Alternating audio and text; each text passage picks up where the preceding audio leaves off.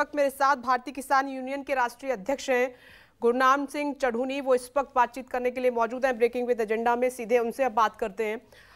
गुरनाम सिंह जी, आपके पास आ रही हूँ। मेरी आपसे बात हो रही थी तो आपने कहा कि 2014 से अगर देख लें तो लागत 312 रुपए है और 50 से 52 रुपए वृद्धि हुई है। तो क्या किसान बचाएगा, क्या खाएगा?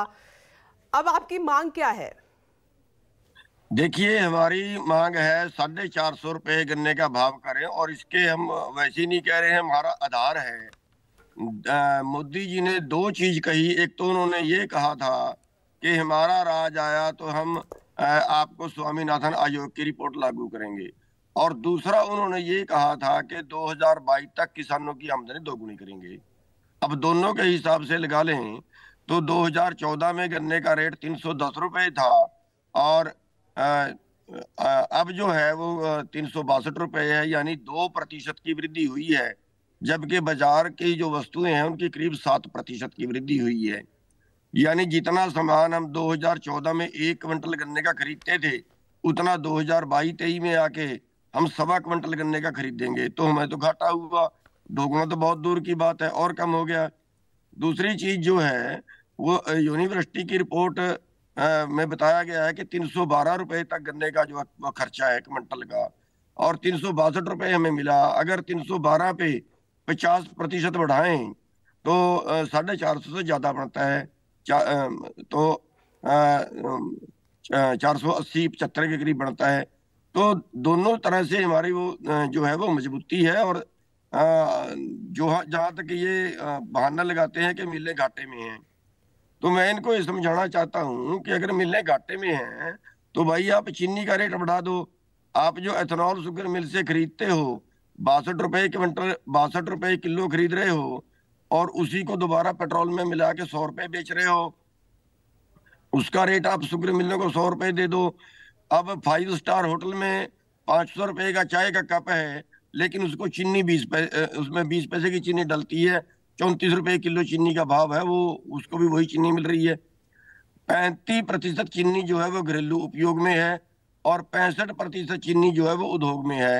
होटलों में, 5 स्टार होटलों में, और ये जो कोका कोला है, जो मिठाई के दुकानें हैं या मिठाई की फैक्ट्री है, उनमें खर्च होती है। अब उनको भी 34 रुपए किलो की चीनी मिल रही है।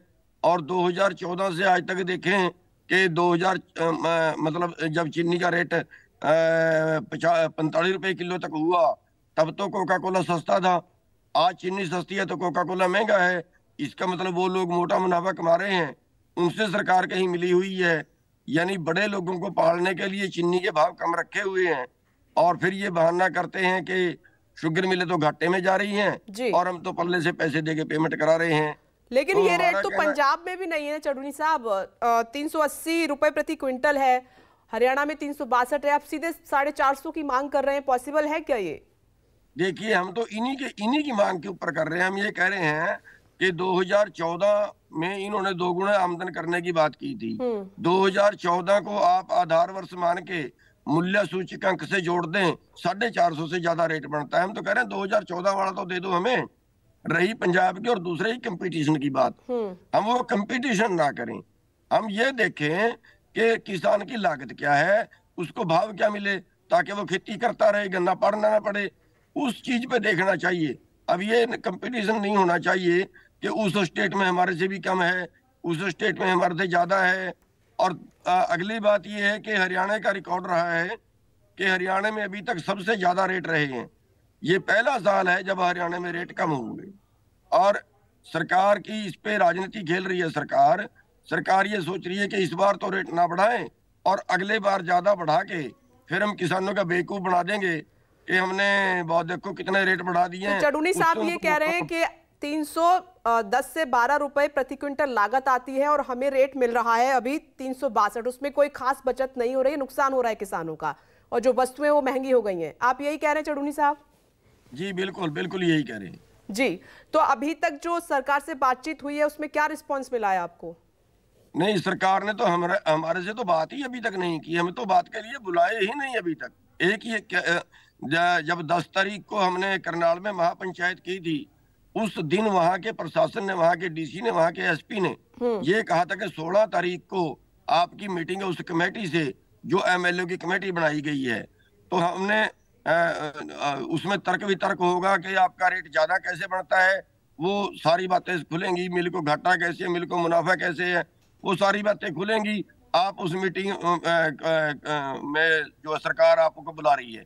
लेकिन एक बात बताइए चढ़ूनी साहब, आप अगुवाई कर रहे हैं किसानों की, चीनी मिलों को बंद कर देना, काम को ठप कर देना, क्या ये समाधान निकलेगा? ऐसे तो नुकसान आपका भी है, सरकार का भी है।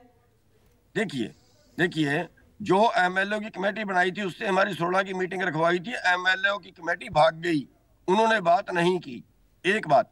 दूसरी बात, हमें मिलें बंद करने का शौक नहीं है।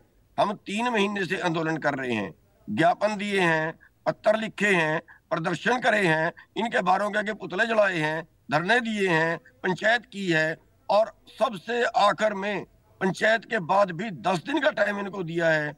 और अगर कोई की कमेटी कहते हैं अभी कमेटी को रिपोर्ट देगी, ये हमारे से टाइम मांग लेते, भैया 10 दिन और दे दो, हम इनको 10 दिन दे देते। इन्होंने, ये कमेटी का मतलब है टालना। कमेटी आज तक किसी भी प्रदेश में गन्ने पे के रेट पे कोई कमेटी नहीं बनी। केन कंट्रोल बोर्ड होता है, उसके जो अध्यक्ष है, उसके जो मुख्यमंत्री खुद हैं, और हर साल मिल चलने से पहले रेट देना होता है। जब मुख्यमंत्री खुद केन कंट्रोल बोर्ड के मेंबर हैं और मिल चलने से पहले रेट देना होता है, तो ये बखेड़ा क्यों खड़ा किया गया? इसमें सरासर हरियाणा सरकार दोषी है। ठीक है चढ़ूनी साहब, मैं आगे की योजना आपकी क्या है उस पर बातचीत करूंगी, लेकिन नमस्कार, मैं हूं मानक गुप्ता। अगर आपको हमारा ये वीडियो पसंद आया हो तो इसे लाइक और शेयर जरूर करें, और हाँ, हमें सब्सक्राइब और फॉलो करना ना भूलें ताकि आप देश और दुनिया की कोई खबर मिस ना करें। तो जुड़े रहिए हमारे साथ और देखते रहिए न्यूज़ 24।